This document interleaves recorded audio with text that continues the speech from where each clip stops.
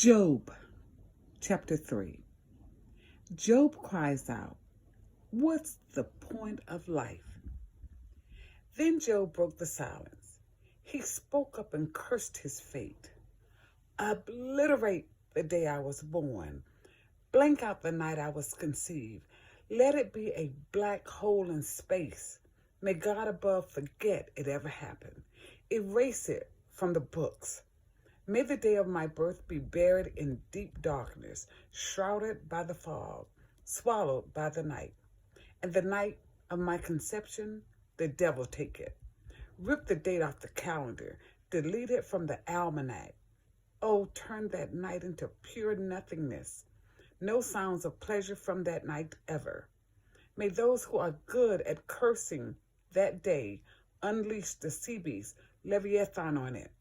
May its morning stars turn to black cinders, waiting for a daylight that never comes, never once seeing the first light of dawn.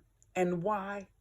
Because it released me from my mother's womb into a life with so much trouble. Why didn't I die at birth? My first breath out of the womb, my last. Why were the arms to rock me and breasts for me to drink from? I could be resting in peace right now, asleep forever, feeling no pain. In the company of kings and statesmen, in their royal ruins, or with princes resplendent in their gold and silver tombs.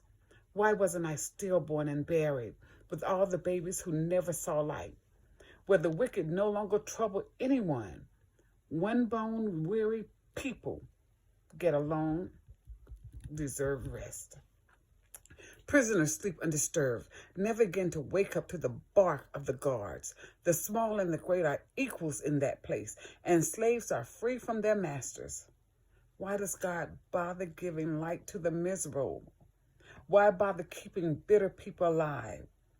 Those who want in the worst way to die can't. Who can imagine anything better than death? Who count the day of their death, burial, the happiest day of their life? What's the point of life when it doesn't make sense, when God blocks all the roads to meaning? Instead of bread, I get groans for my supper, then leave the table and vomit any anguish. The worst of my fears has come upon me. What I've dreaded the most has happened. My repose is shattered, my peace destroyed, no rest for me, ever. Death has invaded life. This man wants to die because he just lost his children. He just lost everything. Trouble hits all of us in our lives. And we feel like this. We feel just like Job. This was a godly man. And he's telling you in Job chapter 3 how he's feeling. He wants to die. The dead knows nothing. The dead has no pain. That's where he wants to be. But Jesus assured us that we would suffer with him, but we would also glory with him. When you get a chance, read Job chapter 3, especially for people who are wanting to die and thinking, oh, they're going to party in hell, or they're going to be busy doing something. He says he wants to rest.